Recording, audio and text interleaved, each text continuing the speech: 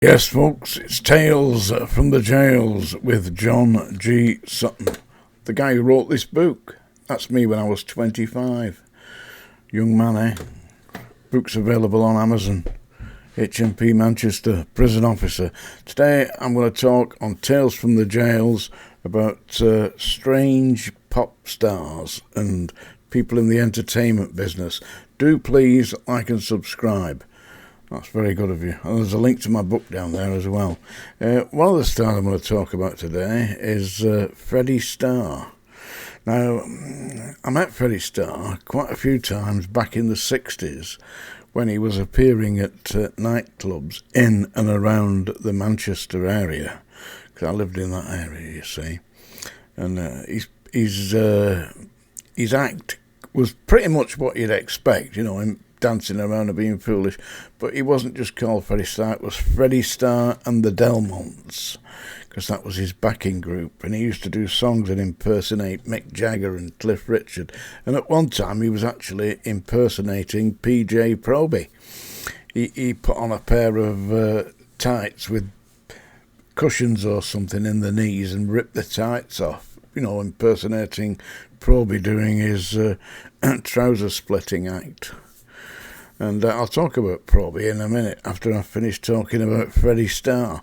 I think he was quite a disturbed man. Apparently he was hooked on Valium for a number of years, which seriously had a debilitating effect upon the man, which I suppose it would do, wouldn't it? I have never taken any myself, so I wouldn't really know what it does to you, but if it gets you hooked and tranquilised, then you're going to have difficulty performing. But he was also, believe this or not, anally fixated. Apparently, at one show he was on with Engelbert Humperdinck, and he went into Engelbert Humperdinck's dressing room, took his shoes out that he was going to wear that night on the stage show, because he was just walking around casual, pending that, took his shoes out and defecated into his shoes, then put them back on, back in the wardrobe thing, in the dressing room. Imagine that. Also, when he was touring with the Hollies, you know the Hollies are the Manchester pop group, yeah? When he was touring with the Hollies, during the afternoon, after rehearsals, he took one of their guitars, took the strings off, and through the hole in the middle, you know, in the middle of the guitar, defecated into the guitar, then restrung it, so that when the Hollies came on that night to do the show, they picked the guitar up and it was full of Freddie Starr's crap. Imagine that. You've got to be a bit disturbed to do that. I knew a guy who actually knew him personally. I mean, I just knew him from the clubs, you know. I used to see him at the bar in a club called the Garrick Theatre Club at Lee, which is near Wigan, yeah. And he used to be at the bar. He weren't a rich man then. He was just up and coming. Although he'd been in show business since 1958, I think, when he was in movies. He was in a film called Violent Playground or something. Anyway, Freddie Starr there. And what else did he do? Oh yeah, this guy I knew him personally. Yeah, he used to go to this guy's house. He lived in London in a great big house with a swimming pool. And believe it or not, Freddie Starr would get a aqualung and like a scuba diving gear, go into the deep end of the bottom of the pool and sit there at the bottom of the pool pretending to read a book, and apparently the people that lived around could oversee this, and they'd see Freddie Starr at the bottom of the pool reading a book. Imagine that. He was a strange character, was Freddie Starr. He was also an associate of Jimmy Savile, and in, I think it was 1974 or something like that, he was on Clunk Click, which was a show run by Jimmy Savile, yeah? Anyway, that was why he was arrested in about 2017, 2006. Anyway, around about that time, 2007, I think it was. following the Jimmy Savile scandal, they arrested Freddie Starr because there'd been complaints about him molesting children. I had no knowledge of that at all, other than my friend who knew him said that he was definitely into women, definitely in. So he was highly sexually motivated, but didn't say he was into young girls, though. Said he was into young women. He's gardener when he had a big house in Warwickshire, I believe, and his gardener stole £40,000 worth of his jewellery, and Freddie Starr had him arrested. The police arrested him, and when they arrested him, he made allegations that for the last 5 years he had been having a sexual relationship with Freddie Starr. Strange character, but I mean, it was he couldn't prove it. It was only his word against Freddie Starr. And Freddie Starr said, "No, it wasn't me." You see, but he never ended up in prison, and the police eventually dropped the case for lack of evidence. But it took him a long time. It cost him an absolute fortune in lawyers' fees, and Freddie Starr ended up living in a 1-bedroom flat in Spain, and that's where he was found dead on the floor. Freddie Starr, eh? Strange behaviour of some of these personalities. Also, I'm going to talk a little bit about PROBY. Well, I've already gone into that, how he was very much into little girls. And there was a big article in, I think it was the Daily Mail and the Daily Mirror, in which he did an interview and said that he liked pre-teenage girls because they were fresh and young, and he could help them with their education, and that's what he desired. What a crazy thing to say to a newspaper, and it was in all the press, pervert PROBY and all that nonsense, yeah. And he got banned off his tours because the theatres would not allow him into the theatres because people were complaining, "Don't put that pervert on here, or we'll be outside demonstrating," all that stuff, Well, when I was working with him, he tried to involve me in getting an 11-year-old girl to marry him. I got the name and address of the young girl and reported him to social services and said this child is at risk. Didn't do it anonymously. I gave them my name and address and my telephone number, and the guy who I spoke to at social services said, "This is a very serious allegation." I said, "Yep, you're right about that.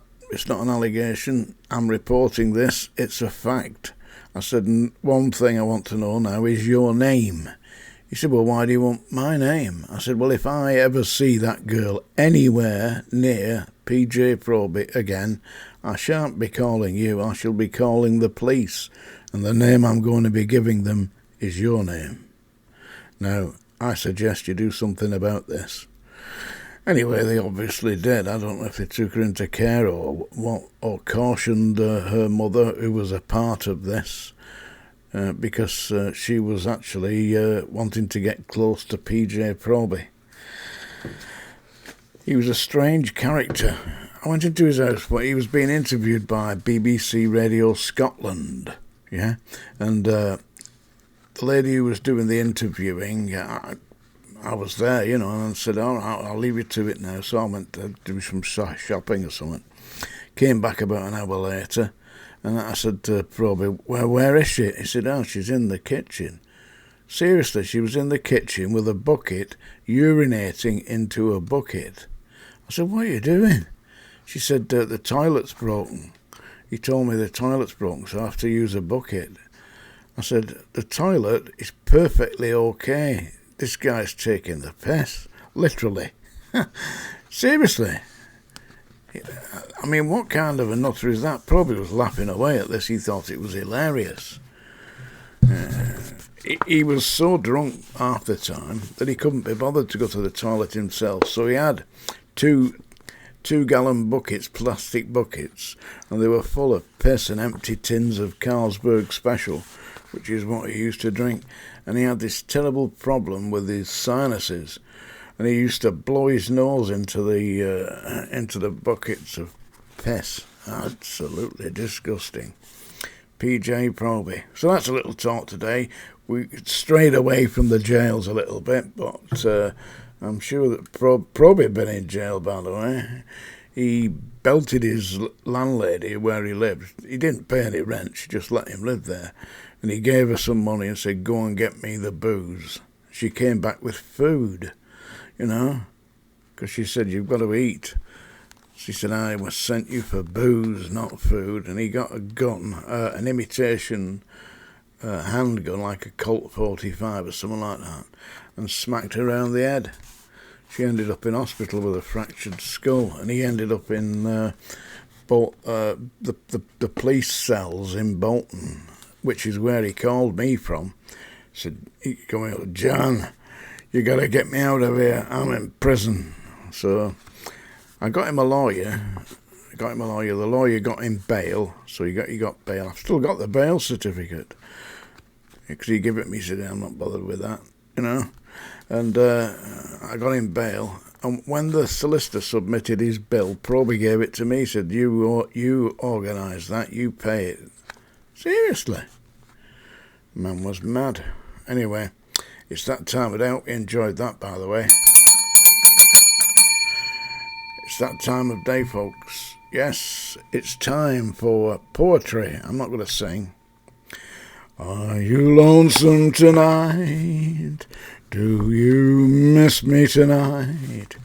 I once sang that live on television, on BBC Two, on a programme called Fully Booked, when I was promoting my book Psychic Pets, which is also available on Amazon, but you can't get a new copy. You can get a used copy. Psychic Pets by John Sutton. This is a poem, one of the first poems that really inspired me, by John Masefield, who was at the time the poet laureate. It's probably his most famous poem. It's Sea Fever.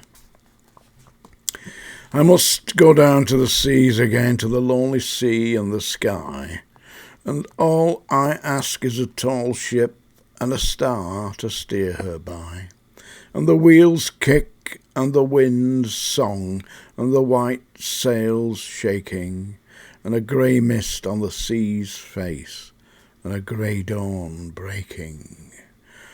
I must go down to the sea again, for the call of the running tide is a wild call, and a clear call that may not be denied.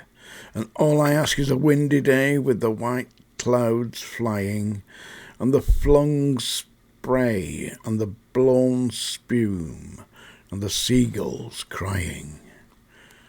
I must go down to the sea again, to the vagrant gypsy life, to the gull's way and the whale's way, where the wind's like a whetted knife.